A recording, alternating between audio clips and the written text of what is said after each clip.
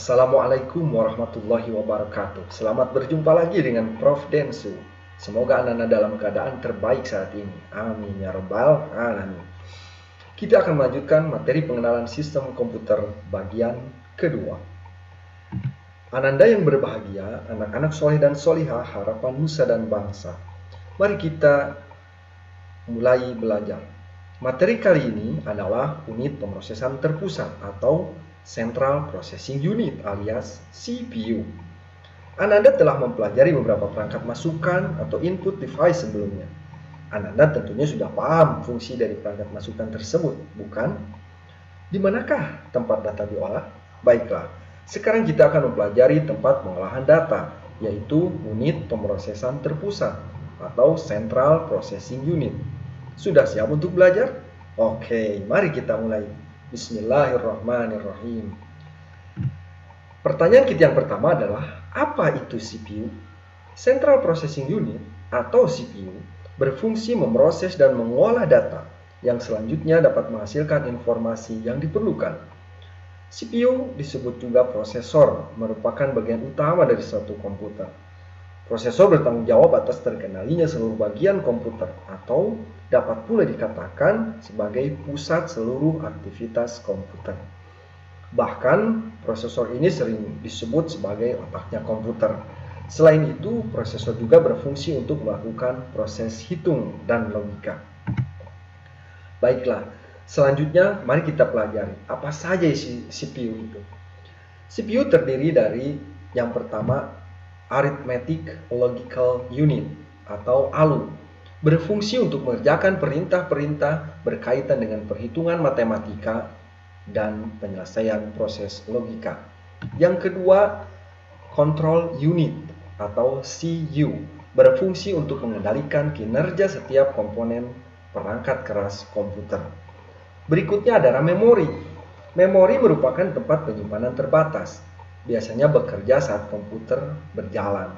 Memori ini ada dua, yaitu read-only memory, dikenal dengan ROM, merupakan memori yang hanya bisa dibaca dan bersifat permanen, akan tetap ada meski komputer dimatikan. Yang kedua adalah Random Access Memory atau RAM, yaitu memori yang bersifat sementara, artinya data hanya akan ada selama komputer dalam keadaan menyala. Dan yang terakhir adalah motherboard atau mainboard atau papan induk, merupakan bagian utama di dalam CPU, karena pada bagian inilah semua komponen komputer dapat dihubungkan. Di dalam motherboard terdapat soket-soket tempat menghubungkan bagian-bagian komputer. Pada bagian ini pula prosesor, memori, sound card, LAN card, VGA card, dan lain-lain ditancapkan. Bagaimana? Sudah paham? Ya. Anak-anakku yang budiman, cerdas, soleh, dan solihah, kalian telah mempelajari perangkat masukan, input devices, dan perangkat pemroses, processing unit. Semoga kalian dapat memahami kedua materi tersebut. Baiklah, sekarang kita akan mempelajari perangkat keluaran atau output devices.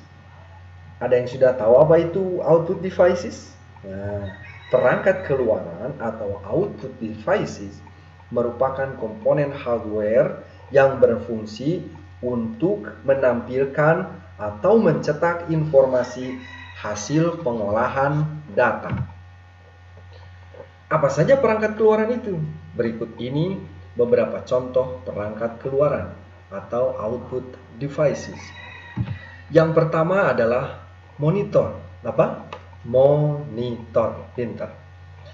Monitor merupakan perangkat keluaran yang dapat menampilkan informasi secara visual. Bentuk monitor tidaklah jauh berbeda dengan televisi. Seperti televisi, monitor juga terdiri dari 3 jenis, yaitu CRT, LCD, dan plasma. Tetapi kemudian LCD dikembangkan menjadi LED. Berikutnya adalah printer. Wah, kalian printer banget deh. Oh, itu pinter ya. Maaf. Printer adalah perangkat keluaran yang berfungsi untuk mencetak hasil proses input berupa teks, gambar, atau grafik ke media kertas. Sehingga hasil cetakan dengan printer ini sering disebut dengan hard copy. Teknologi printer yang berkembang sampai saat ini adalah printer pita, printer inkjet, dan printer laser. Perbedaan kualitas printer sesungguhnya terletak pada resolusinya. Semakin tinggi resolusi printer, maka semakin tinggi pula kualitas hasil cetakannya. Kemudian speaker.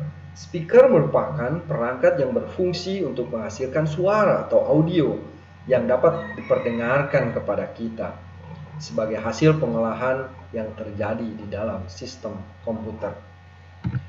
Monitor sudah, printer sudah, speaker juga sudah. Apalagi ya berikutnya? Oh ya, plotter. Ketiga perangkat keluaran di atas tentunya sudah tidak asing lagi bagi Ananda semua, bukan? Tapi bagaimana dengan plotter? Ananda sudah pernah mendengarnya? Selamat deh untuk yang sudah mencari tahu melalui internet atau sumber-sumber lain.